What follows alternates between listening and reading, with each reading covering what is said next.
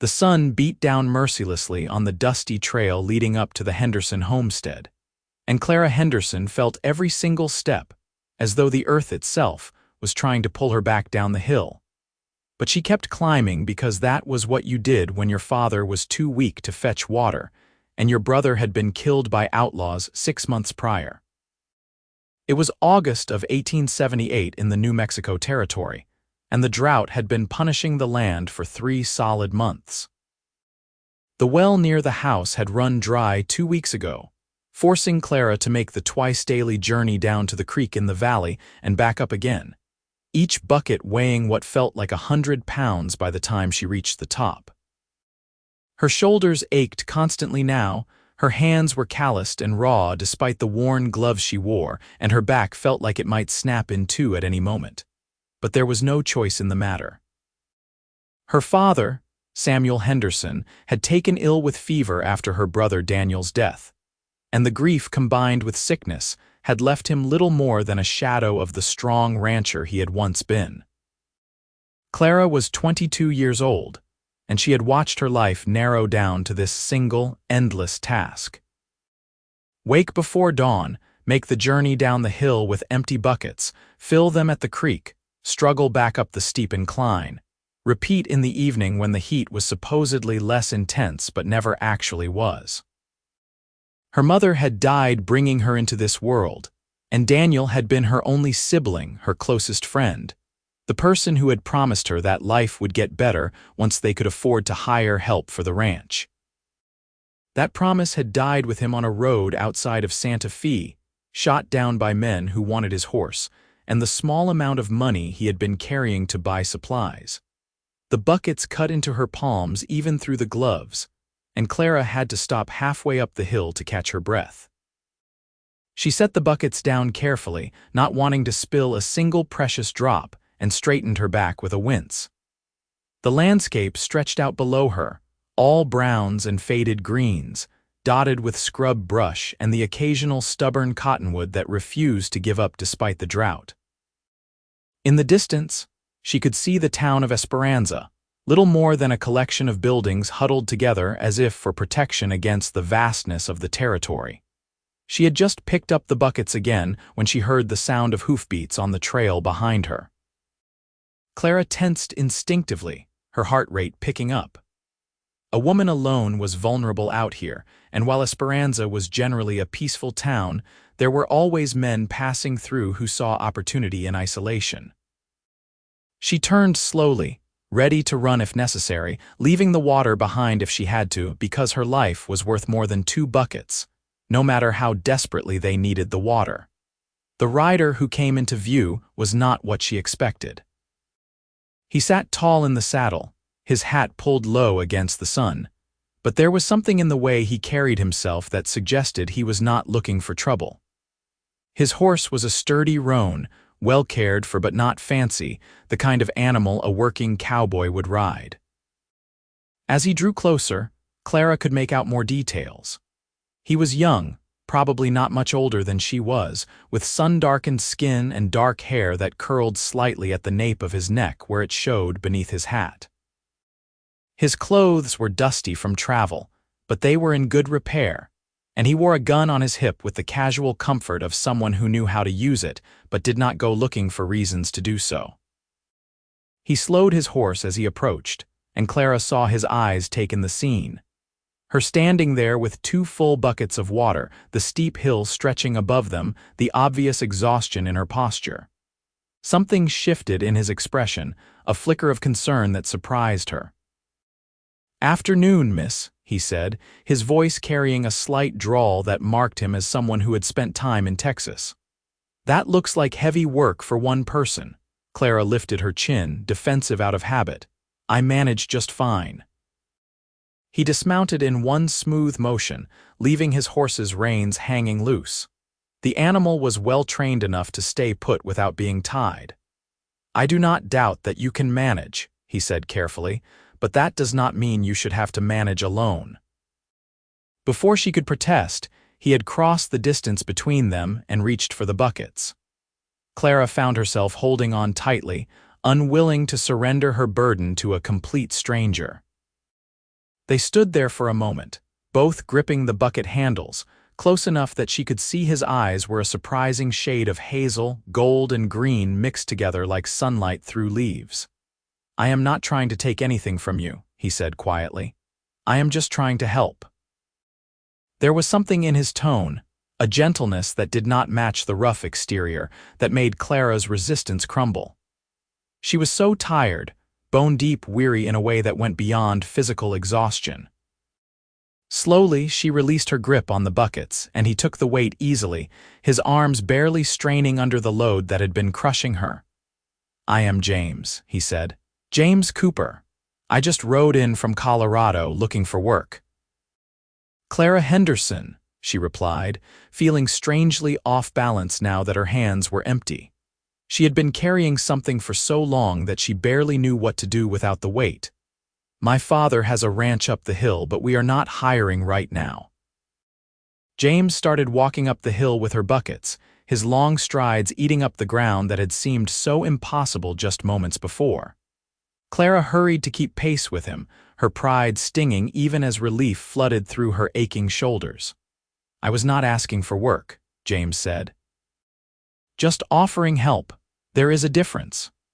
They walked in silence for a few minutes, Clara stealing glances at this stranger who had appeared out of nowhere like something from a story. He did not seem to be struggling with the buckets at all, though she knew from painful experience exactly how much they weighed. When they reached the top of the hill, he followed her direction to the ranch house, a modest structure that had seen better days. The paint was peeling, several shutters hung crooked, and the porch steps were starting to rot in places. It had the look of a place where people were barely surviving rather than thriving. "You can set them on the porch," Clara said, suddenly self-conscious about the state of their home. When her mother had been alive, or so her father said, the place had been well kept and welcoming. But that had been before Clara's time, and Daniel had been better with horses and cattle than with carpentry. And now it was just her trying to hold everything together with no time for anything beyond the most basic necessities. James set the buckets down carefully, then straightened and looked at her. "You make this trip twice a day," Clara nodded. "Morning and evening, the well ran dry." Something flickered across his face, an emotion she could not quite name. "That is too much for one person," he said flatly. "You are going to hurt yourself. What choice do I have?" The words came out sharper than she intended, all her frustration and fear leaking into her voice. "My father is sick, my brother is dead, and the water does not carry itself." James was quiet for a moment, turning his hat in his hands. Then he said, "I could help. I am staying in town for a while, looking for work. I could come by morning and evening, help you with the water." Clara stared at him. "Why would you do that? You do not even know me." "Does there need to be a reason beyond it being the right thing to do?" He met her gaze directly, and there was no guile in his expression, no hidden agenda that she could detect. "You need help. I can provide it. Seems simple enough to me." She wanted to say no. Pride demanded that she refuse this charity from a stranger. But her body ached in ways that frightened her, and the thought of having help, even temporarily, was too tempting to resist. "Just until my father gets better," she heard herself say. "I can pay you something, though it will not be much." James shook his head. "I do not want your money, Miss Henderson. I just want to help." That evening, after James had ridden back to town with a promise to return in the morning, Clara sat with her father in his room. Samuel Henderson had once been a big man, broad-shouldered and strong, but illness and grief had whittled him down to something fragile. He lay in his bed, his face pale and drawn, his breathing labored. "Who was that man you were talking to?" he asked, his voice weak but alert. Samuel might be sick, but his mind was still sharp. "A cowboy passing through," Clara replied, smoothing the blanket over him. "He helped me with the water, said he would come back tomorrow to help again." Her father's brow furrowed. "You should be careful, Clara. You do not know anything about him." "I know he carried 2 heavy buckets up a hill without asking for anything in return," Clara said. "That is more than most men would do." Samuel sighed, the sound rattling in his chest. "I should be the one carrying water for you." I should be taking care of things. Clara took his hand, the bones feeling fragile beneath the papery skin. You will get better, Papa, you just need rest. But she was not sure she believed it, and from the look in his eyes, neither did he. The fever had broken 2 weeks ago, but the strength had not returned to his limbs, and she had noticed he was eating less and less each day. It was as if Daniel's death had broken something inside him that could not be fixed, and he was slowly fading away despite her best efforts to keep him anchored to this world. That night, Clara lay in her own bed and stared at the ceiling, thinking about the cowboy with the hazel eyes who had carried her burdens without being asked. She tried to tell herself not to count on him showing up in the morning. Men made promises all the time and failed to keep them. Daniel had promised he would come back from Santa Fe, and he had not. Her father had promised they would hire help for the ranch, and they never had the money. Promises were just words, and words were cheap. But when dawn broke and Clara made her way down to the creek with her empty buckets, she found James Cooper already there, his horse tied to a nearby tree, his hat shading his eyes as he looked out over the valley. He turned when he heard her approach, and a smile crossed his face that made something flutter in Clara's chest. "Morning," he said simply. "You came," Clara said, and hated how surprised she sounded. "I said I would." He took the buckets from her hands. "Shall we?" They filled the buckets together, and then James carried them up the hill while Clara walked beside him. It felt strange to make the journey without the weight pulling on her arms, without the pain shooting through her shoulders with each step. Strange, but wonderful. She found herself noticing things she had been too exhausted to see before. The way the morning light turned the distant mountains purple, the call of a hawk circling overhead, the smell of sage on the breeze. "How long have you been making this trip alone?" James asked as they climbed. 2 weeks since the well ran dry, but I have been running the ranch mostly alone for 6 months since my brother died. I am sorry for your loss." The words were simple, but there was genuine sympathy in his voice. Clara nodded, not trusting herself to speak. Grief was still too raw, too close to the surface. She had not had time to properly mourn Daniel because there was too much work to be done, but it sat heavy in her chest like a stone. They reached the top of the hill, and James set the buckets on the porch as he had the day before. This time, Clara had prepared for his arrival. "Would you like some coffee before you go? It is not much, but it is the least I can offer." James smiled, and Clara found herself noticing the way it changed his whole face, softening the hard edges that came from a life lived outdoors. "I would like that very much." The coffee was weak, because good coffee was expensive and they were rationing everything, but James drank it without complaint. They sat on the porch steps, the morning still cool enough to be pleasant, and talked.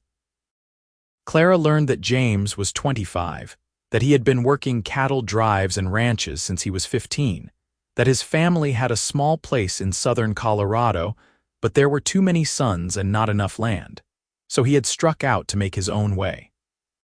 He talked about the places he had seen, towns with names like Denver and Cheyenne and Dodge City, painting pictures with his words of a world much larger than Clara's small corner of New Mexico.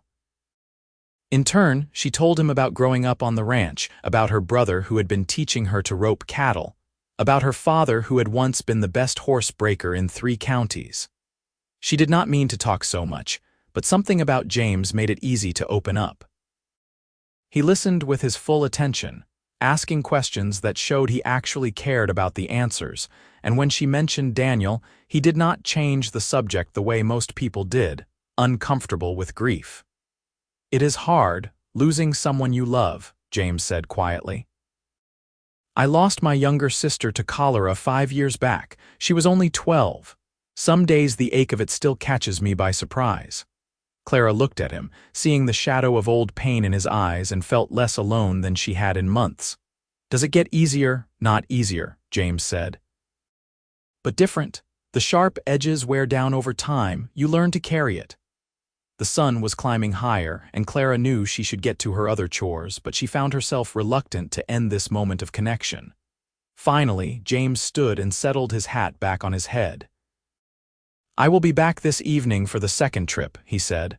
"Unless you would rather I did not come." "No," Clara said quickly. "Please come, and thank you, James, truly." He nodded and swung up onto his horse with easy grace. As he rode away, Clara watched until he was just a speck in the distance, then turned to face the long list of tasks that awaited her. But somehow, the day seemed less daunting than usual. That evening, James returned as promised. This time, Clara was ready when he arrived at the creek, and they made the climb together in the golden light of late afternoon. The heat of the day was fading and a slight breeze had picked up, offering relief from the oppressive temperatures. They talked less this time, but the silence was comfortable, the kind that comes when two people are at ease in each other's company. Over the following days, a routine developed. James would meet Clara at the creek in the morning and again in the evening, carrying the heavy buckets up the hill while she walked beside him. Sometimes they talked, and sometimes they did not, but his presence became as much a part of her day as the sunrise. Clara found herself looking forward to those walks, to the brief respite from solitude, to the way James seemed genuinely interested in what she had to say. On the fourth day, James arrived with a length of rope and 2 wooden poles. "I had an idea," he said. "If we rig this right, we can make a yoke that will distribute the weight better, make it easier to carry." They spent the morning working together to fashion the contraption, and by the time they were done, the buckets could be suspended from the poles in a way that made them significantly easier to transport. It would not eliminate the need to carry the water, but it would make the task much less brutal. Clara was touched by the thoughtfulness of it, by the fact that James had spent time and effort finding a way to make her life easier even after he had already helped so much. "You did not have to do this," she said, running her hand along the smooth wood of the pole. "I wanted to," James replied simply. "Besides, I got the wood from the mill in town. The owner, Mr. Patterson, asked if I wanted work. I will be helping him for a while, so I will be staying in Esperanza longer than I originally planned." Clara's heart lifted at this news, though she tried not to show it too obviously. "That is good. Mr. Patterson is a fair man. He will treat you right." As the days stretched into weeks, Clara noticed changes in herself. The constant exhaustion began to lift as the burden of the water trips became shared. She had more energy for other tasks, and slowly, the ranch started to look a little less neglected. She managed to fix the porch steps, to repair a section of fence that had been sagging for months. Her father noticed the improvements from his bed, where he spent most of his time, and there was something like hope in his eyes when he looked at her. But more than the physical changes, Clara felt something shifting inside her. She found herself thinking about James at odd moments during the day, remembering something he had said or the way he smiled when she made a joke. She started taking more care with her appearance in the mornings, braiding her hair more neatly, wearing her better dress even though it made no practical sense to wear good clothes for ranch work. She tried to tell herself it was just gratitude, just appreciation for his help, but she knew she was lying. The truth was that she was developing feelings for James Cooper, feelings that both excited and terrified her. She had known him less than a month, and yet he had become essential to her days in a way that went beyond the practical help he provided. One evening, as they walked up the hill together, James suddenly said, "There is a dance in town this Saturday. Would you want to go with me?" Clara's heart jumped into her throat. "A dance? I know you are busy with the ranch and your father, but I thought maybe you could use an evening away, some time to just be young and have fun." He looked almost nervous, which was strangely endearing on a man who always seemed so confident. Clara thought about all the reasons she should say no. Her father needed her. The ranch needed her. She had no proper dress for a dance. But looking at James, at the hope in his eyes, she found herself saying, "I would like that very much." The smile that broke across his face was worth any risk. The days leading up to Saturday felt both impossibly long and far too short. Clara found herself in a state of nervous anticipation unlike anything she had experienced before. She had been to dances when she was younger, before Daniel died and her father took ill, but this felt different. This was not just a social event. This was James asking her to accompany him, and that made it mean something. On Friday evening, as Clara was preparing supper, there was a knock on the door. She opened it to find Mrs. Martinez, the wife of the man who owned the general store in Esperanza, standing on the porch with a large wrapped package in her arms. "Good evening, Clara," Mrs. Martinez said warmly. "May I come in?" "Of course." Clara stepped aside, confused but welcoming. Mrs. Martinez was a kind woman who had been a friend of her father's for many years, though Clara had not seen much of her since Daniel's death. Mrs. Martinez set the package on the kitchen table and fixed Clara with a knowing look.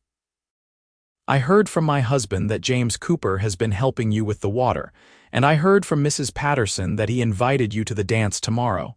Clara felt her cheeks flush. "News travels fast in this town." "It does indeed." Mrs. Martinez smiled. "And I thought you might need something suitable to wear.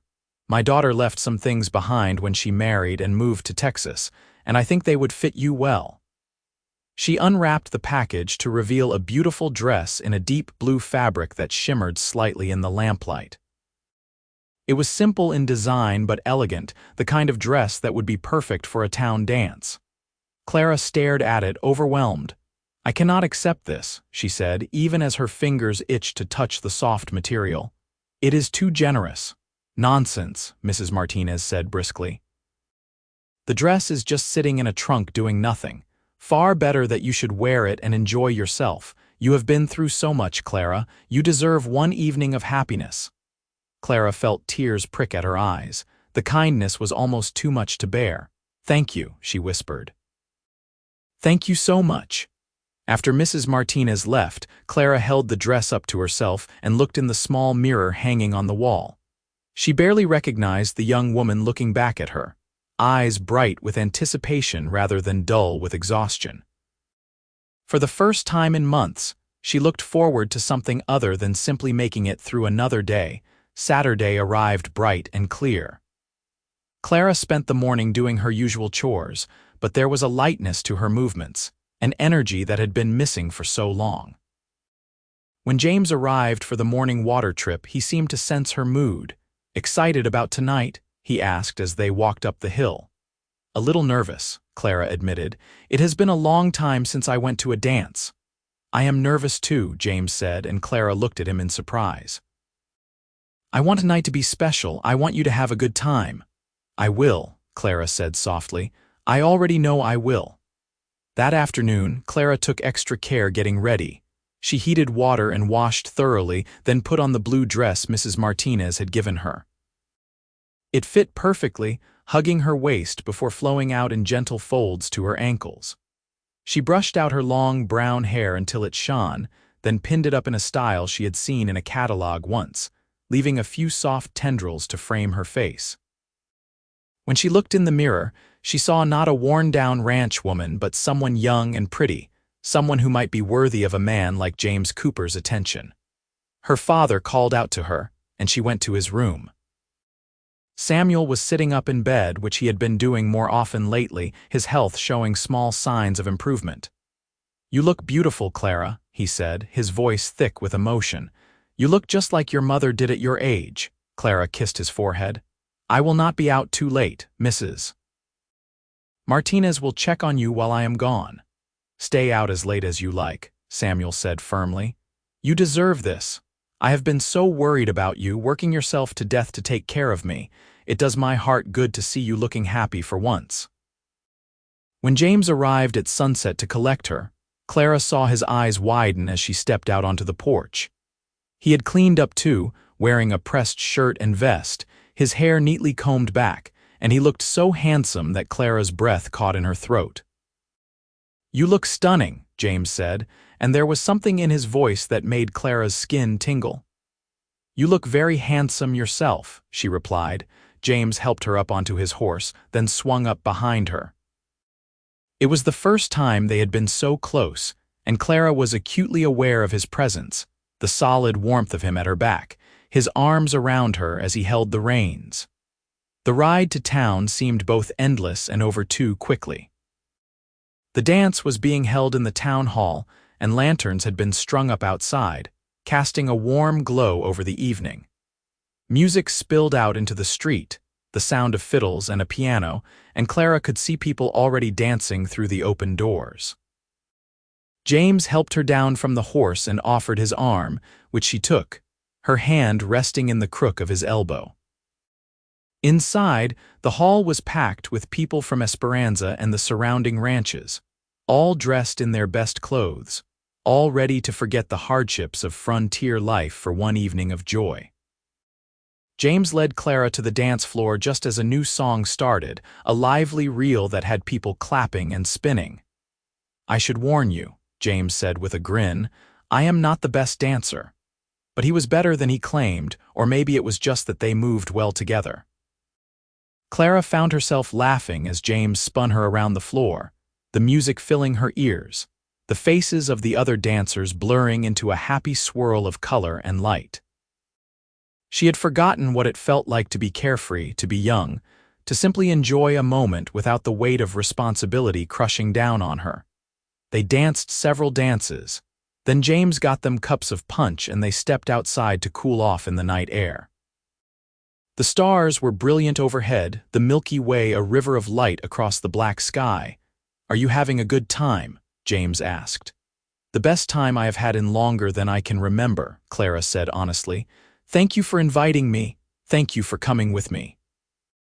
James looked down at her, his expression serious now. "Clara, I need to tell you something." Her heart began to beat faster. "What is it?" "I know I have only been here a short while, but these past few weeks, getting to know you, they have meant a lot to me. You are not like anyone I have ever met. You are strong and brave, and you do not give up even when things are impossibly hard. And you are beautiful, though I suspect you do not realize just how much." He took a breath, then continued, "I am falling for you, Clara Henderson. I think I started falling for you that first day when you looked at me like you wanted to fight me for those water buckets." Clara felt tears spring to her eyes, but they were happy tears.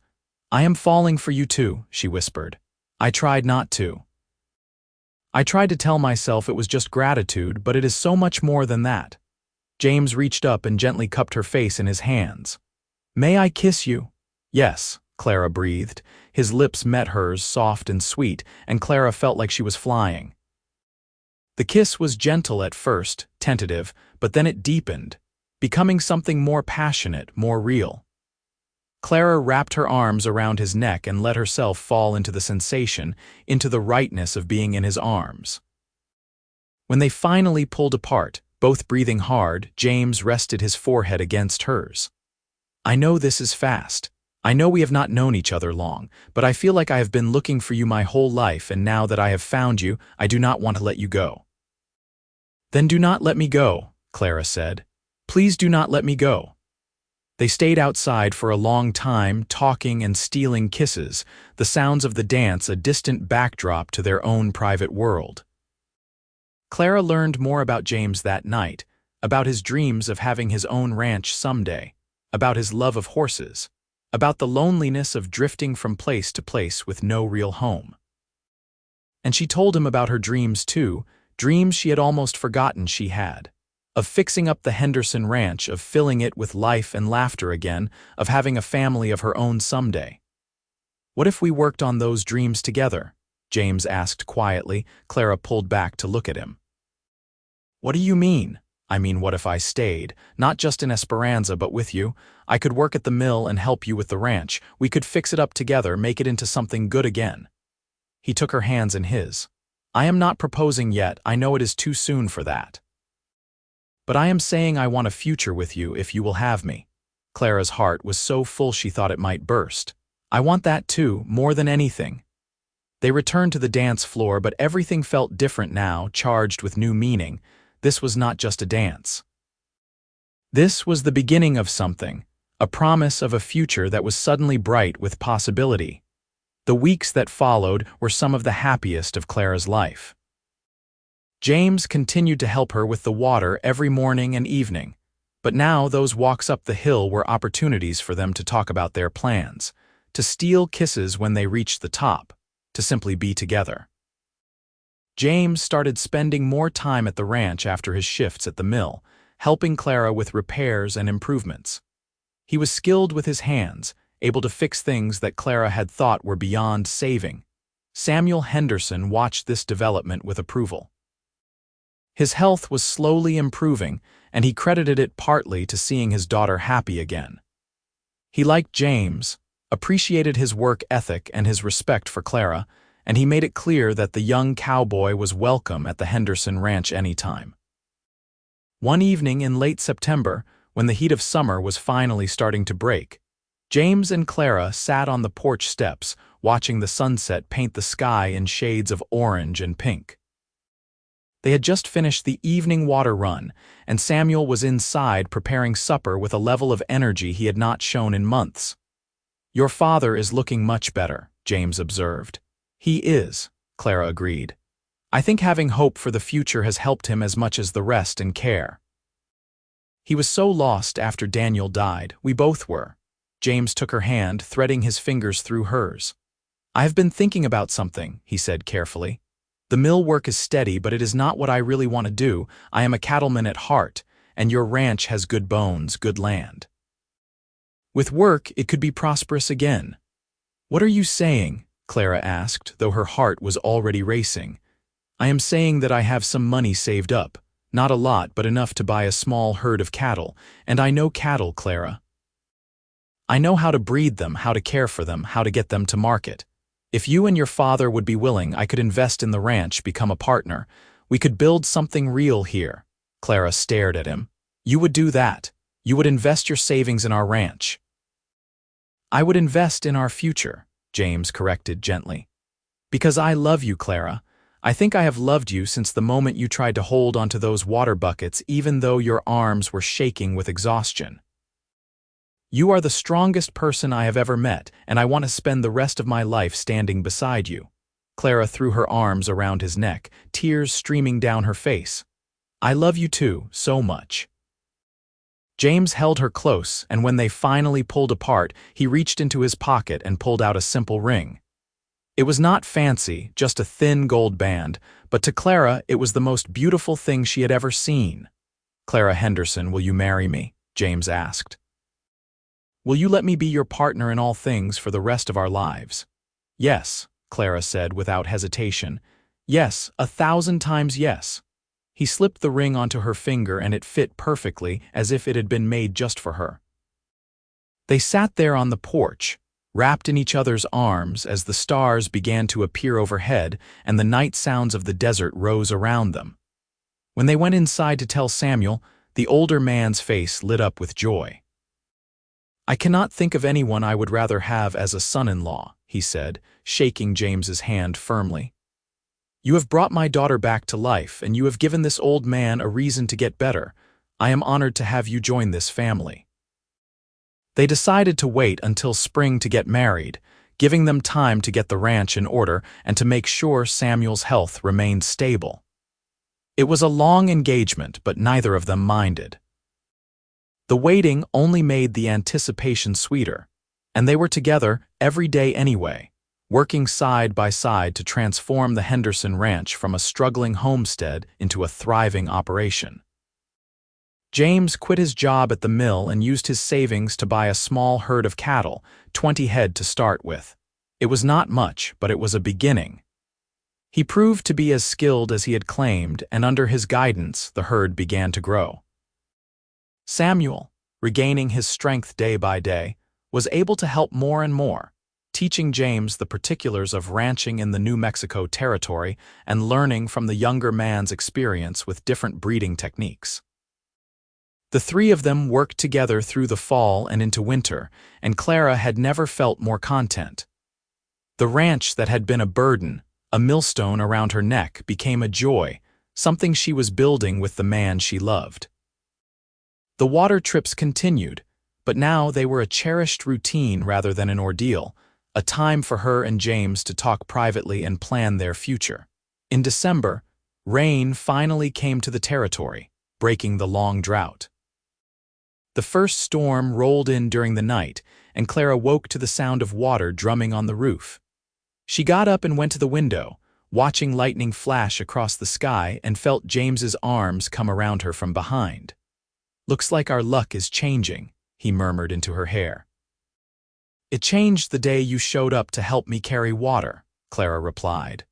The rain continued intermittently through the winter, and by early spring the well on the Henderson property was full again.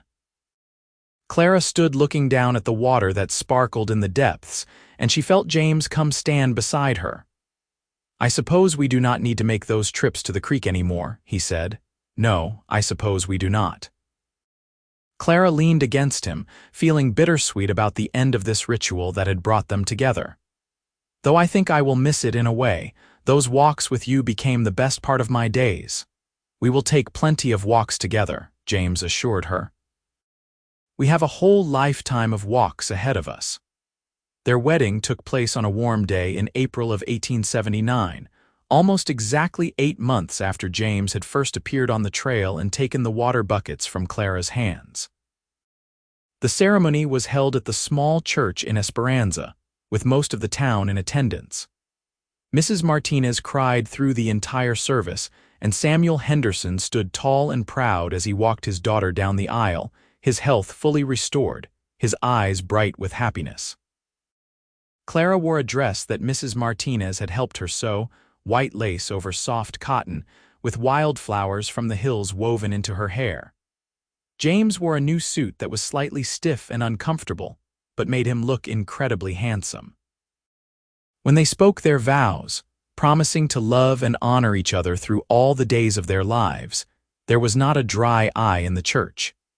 The celebration afterward was held at the Henderson Ranch, which looked transformed from the neglected place it had been a year before.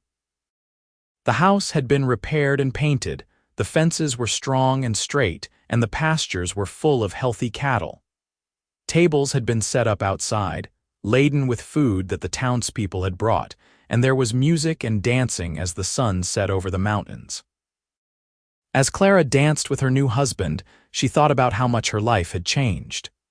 A year ago, she had been alone and exhausted, struggling under burdens too heavy for one person to carry. Now she was surrounded by love, building a life with a man who saw her as an equal partner, who valued her strength and her dreams as much as his own. "What are you thinking about?" James asked, holding her close as they swayed to a slow song. "How grateful I am," Clara said. "For you, for this, for everything. How did I get so lucky?" "I am the lucky one," James said firmly. "I was just drifting, going from place to place with no real purpose. And then I saw you on that hill, struggling with those buckets, and everything changed. You gave me a home, Clara. You gave me a reason to put down roots. We gave each other a home," Clara corrected. "We built this together." The party continued late into the night, but eventually the guests began to leave, calling out congratulations and well wishes as they departed. Samuel had already retired to his room, exhausted but happy, giving the newlyweds privacy. Clara and James stood on the porch, watching the last wagons roll away down the hill, and then they were finally alone. James swept Clara up into his arms, making her laugh, and carried her over the threshold of their home. He set her down gently in their bedroom, which Clara had prepared with fresh linens and wildflowers on the dresser, and for a moment they just looked at each other, suddenly shy despite all the time they had spent together. "I love you," James said softly. "And I am going to spend every day of the rest of my life making sure you know it." "I love you too," Clara replied. "You saved me, James, not just from carrying water but from a life of loneliness and endless struggle. You gave me hope again." "We saved each other," James said, echoing her earlier words. Then he kissed her and words became unnecessary. Their first year of marriage was everything Clara had dreamed it would be. The ranch continued to prosper under their joint management, the cattle herd growing steadily. Samuel was back to his old self, working alongside them during the day and regaling them with stories of the past in the evenings. The three of them formed a strong unit, each contributing their own skills and strengths to the success of the operation. In the fall, Clara discovered she was pregnant. She told James one evening as they sat on the porch watching the sunset, a ritual they had maintained since the early days of their courtship. James's face went through a series of expressions: shock, joy, wonder, and finally pure happiness, before he pulled her into a tight embrace. "We are going to have a baby," he said, as if he could not quite believe it. "You are going to be a mother and I am going to be a father." "Are you happy?" Clara asked, though she could see the answer in his eyes. "Happy does not even begin to cover it," James said. "I am thrilled. I am terrified. I am grateful. I am everything all at once." Samuel was equally delighted at the news of becoming a grandfather.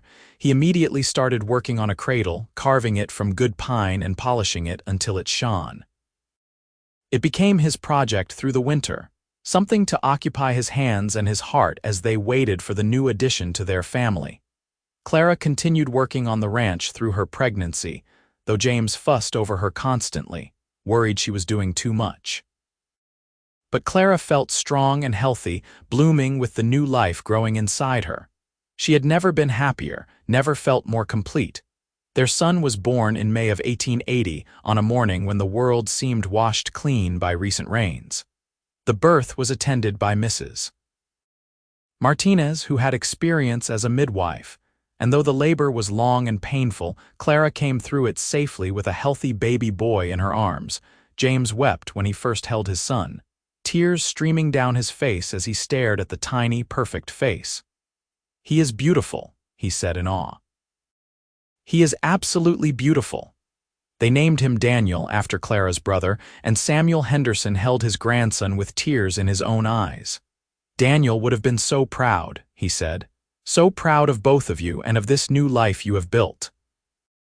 Little Daniel was a happy baby, quick to smile and relatively easy, for which Clara was grateful. She loved being a mother, though it was harder than she had imagined, the constant demands of a newborn leaving her exhausted in new ways. But James was an attentive father, waking with her in the night to help with feedings, rocking Daniel when he was fussy, changing diapers without complaint. They were true partners in parenthood as they were in everything else. The years passed in a rhythm of seasons and growth. The ranch continued to expand, their herd growing to over 100 head of cattle. They hired help, a young cowboy named Miguel and his wife Rosa, who became not just employees but friends. The Henderson Ranch became known throughout the territory as a well-run operation, and James and Clara were respected members of the Esperanza community. When Daniel was 2, Clara gave birth to their second child, a daughter they named Rose after James's mother. Rose had her father's hazel eyes and her mother's determination, and from the beginning she was a force to be reckoned with. Samuel doted on both his grandchildren, spending his days teaching Daniel about horses and ranching while bouncing Rose on his knee and telling her stories. Life was not without its challenges. There were droughts and harsh winters, cattle that got sick or were lost to predators, the constant financial pressure of running a ranch. But Clara and James faced everything together, their partnership growing stronger with each challenge they overcame. The foundation they had built on those daily walks up the hill, carrying water together, proved unshakable. One summer evening when Daniel was 5 and Rose was 3, the family gathered on the porch as they often did to watch the sunset. Samuel was there, older now but still strong, still an essential part of their lives. Miguel and Rosa joined them, having become like extended family. The children played in the yard, their laughter carrying on the evening breeze. James put his arm around Clara and pulled her close. "Do you remember the first time I saw you?" he asked.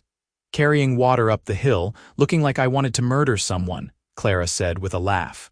"Looking like the strongest, most beautiful woman I had ever seen," James corrected. "I fell in love with you right then, though I did not know it yet. I was so stubborn," Clara said. "I almost did not let you help me, but you did, and that made all the difference." James kissed the top of her head. "Everything good in my life started that day.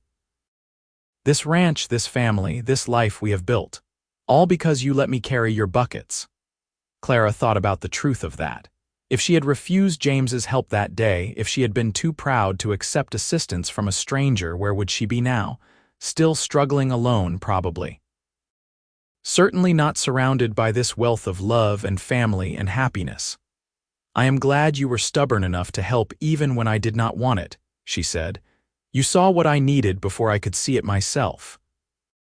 Samuel called out to the children, pointing at something in the sky, and Daniel and Rose ran over to him, excited. James and Clara watched their family, the family they had created together, and felt a profound sense of gratitude. "Should we tell them?" Clara asked quietly, placing a hand on her stomach. James looked at her, eyes widening as he understood. "Another one."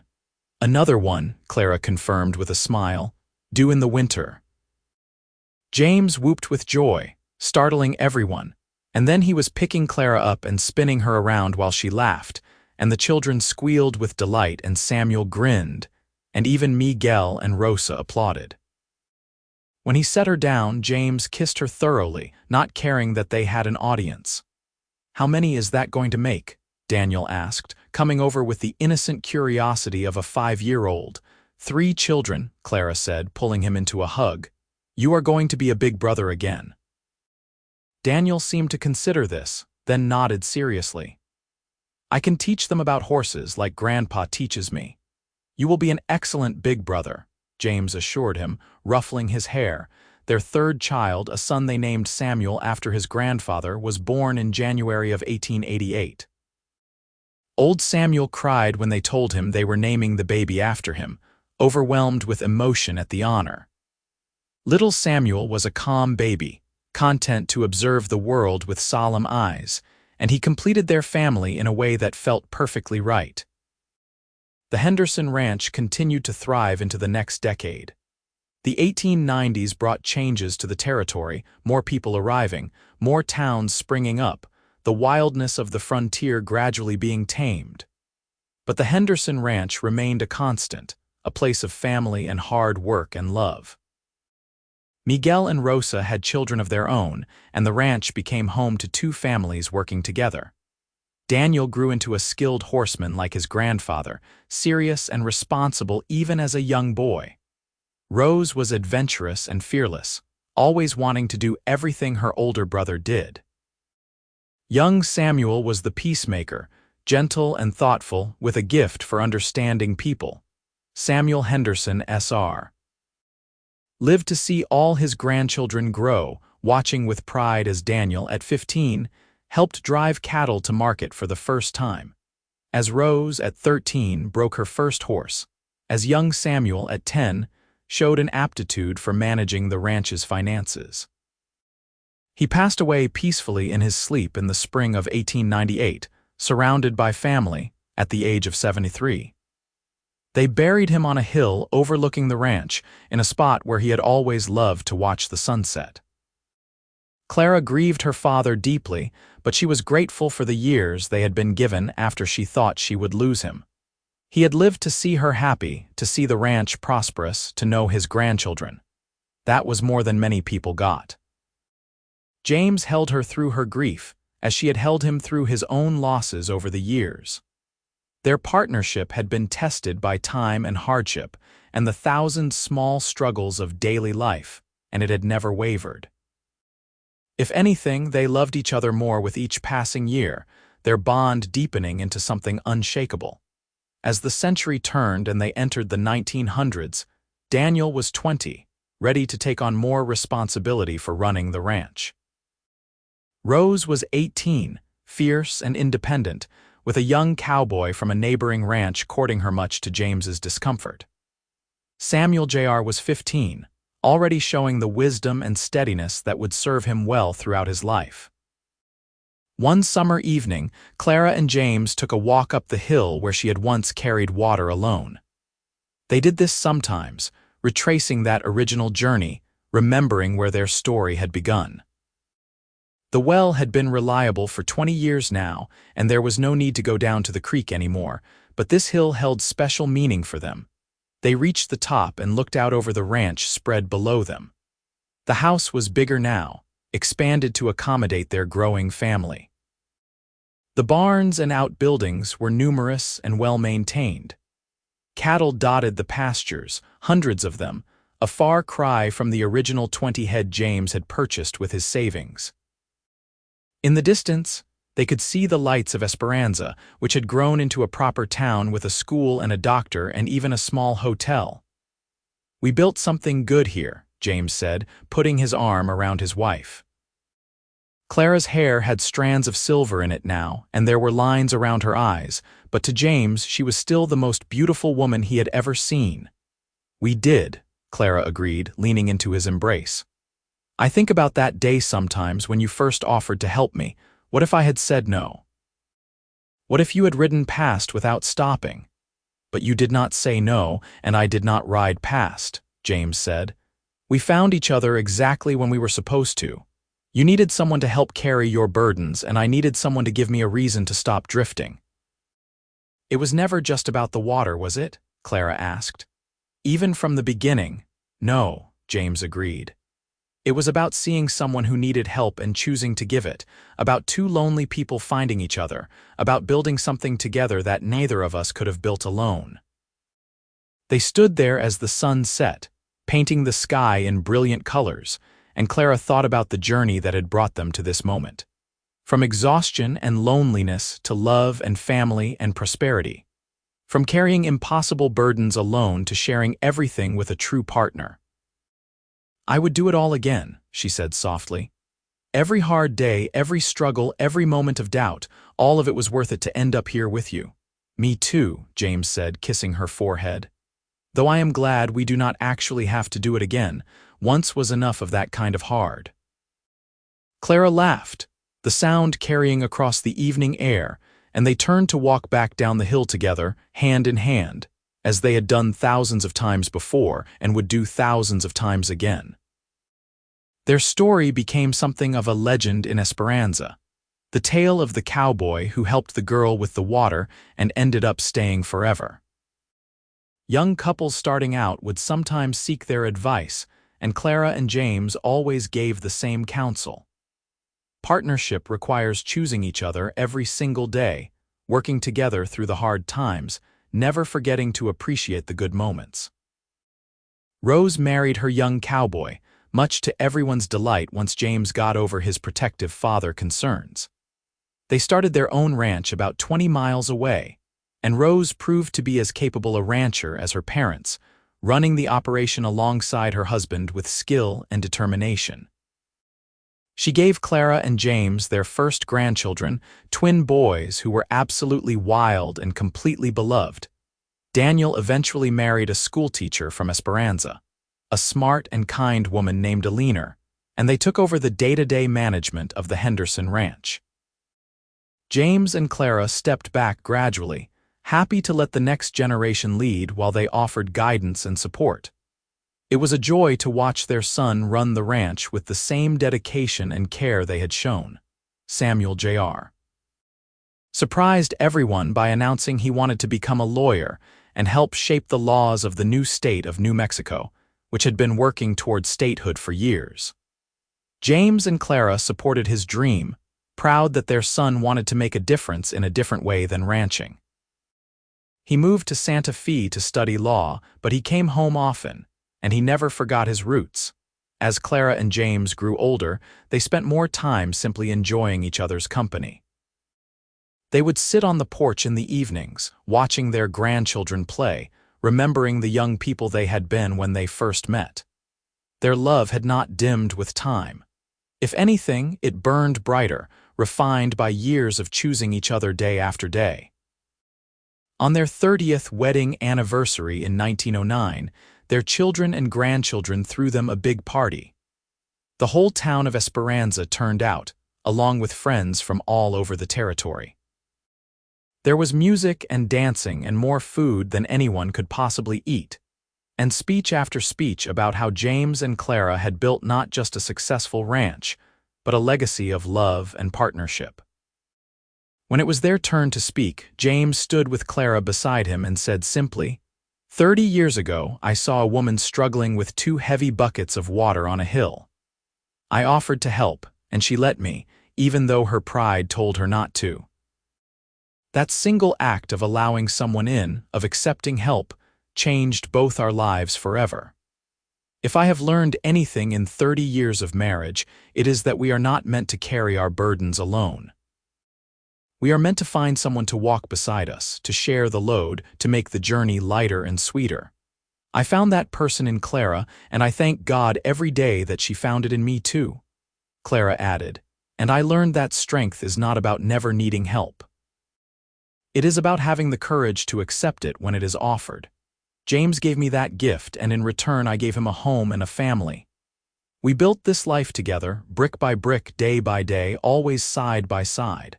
That is what marriage is. Not grand gestures but daily choices, choosing to be kind. Choosing to work together, choosing love over and over again. There was not a dry eye in the crowd as they finished speaking, and the celebration continued late into the night. Clara and James danced together as they had on their wedding day, and though they were older and slower now, the love between them was as evident as it had ever been. The years continued to pass in the gentle rhythm of a life well lived. Clara and James became great-grandparents, a blessing they had not dared to hope for.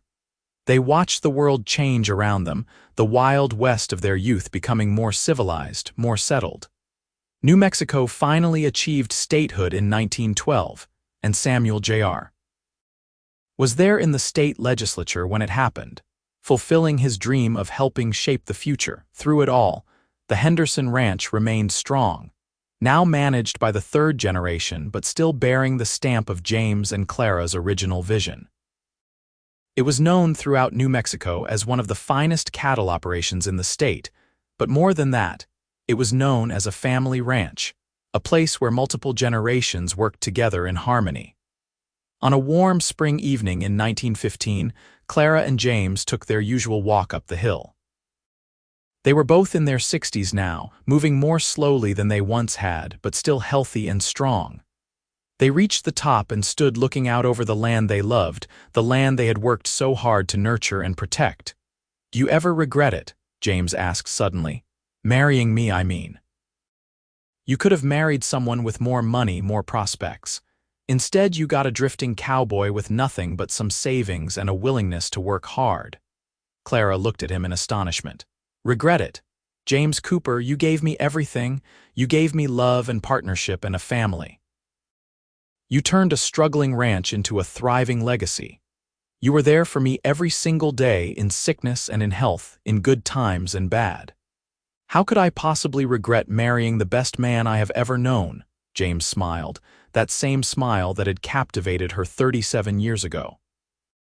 "I just wanted to make sure, because I have never regretted it for a single moment. You were the answer to a question I did not even know I was asking. You were home." They stood there in the fading light, two people who had found each other against all odds and built something beautiful together.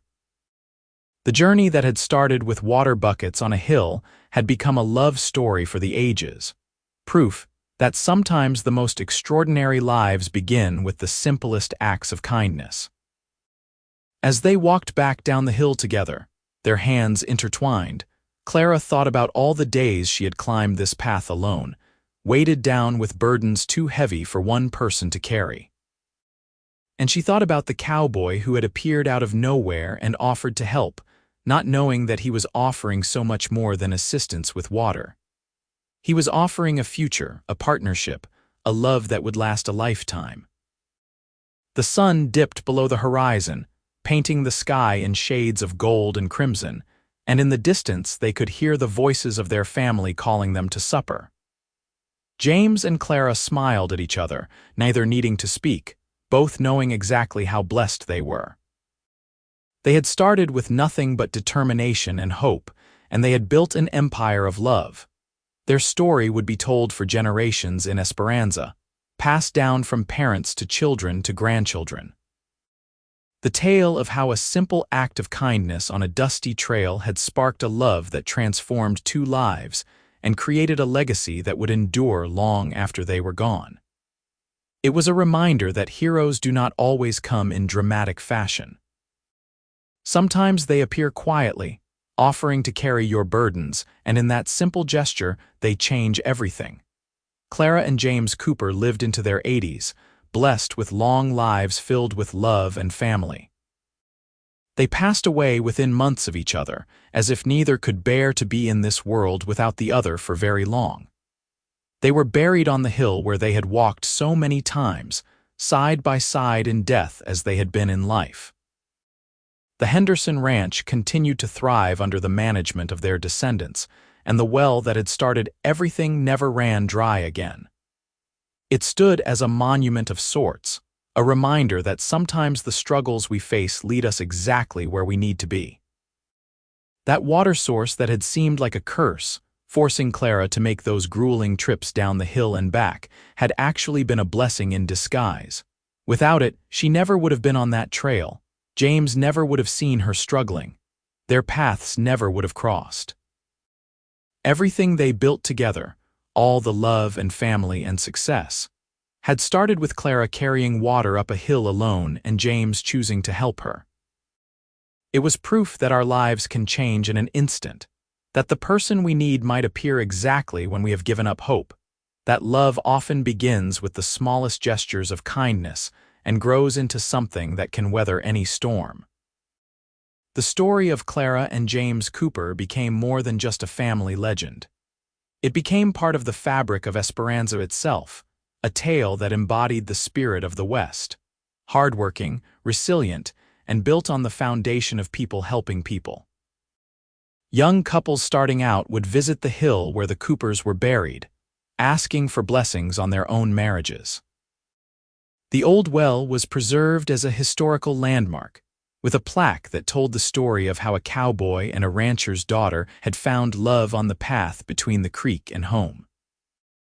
Their great-great-grandchildren still ran the Henderson Ranch into the modern era, carrying on the traditions of hard work, family, and partnership that Clara and James had established so many years before. The ranch house had been expanded and modernized, but the porch where Clara and James had sat so many evenings remained unchanged, a tribute to the couple who had built everything from almost nothing. And on summer evenings, when the light turned golden and the air was soft with the promise of night, if you listened carefully while standing on that hill, some people swore you could still hear the echo of footsteps climbing the path, the quiet murmur of conversation between two people who loved each other enough to face anything together, and the gentle slosh of water in wooden buckets that had long since turned to dust.